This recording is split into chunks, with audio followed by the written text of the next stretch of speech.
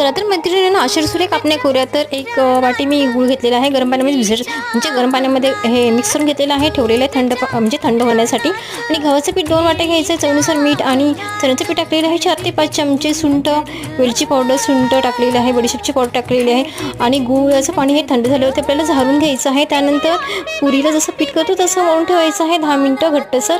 आणि ते एक गोळा लाटून घेतलेला आहे, त्याला असे वरून खसखस लावलेली आहे आणि दुसऱ्या बाजूने देखील आपल्याला खसखस लाटायची आहे. जास्त पातळही नाही लाटायची आणि जाडही नाही ठेवायची, मध्यम आपण भाकरी करतो ना तशी करायची आहे.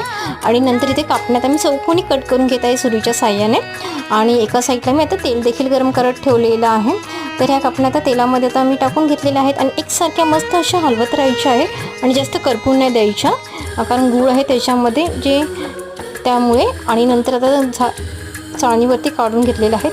तर मस्त अशा कुरकुरीत आणि आपल्या खुसखुशीत मी काही कापण्या केलेल्या आहेत. एन्जॉय.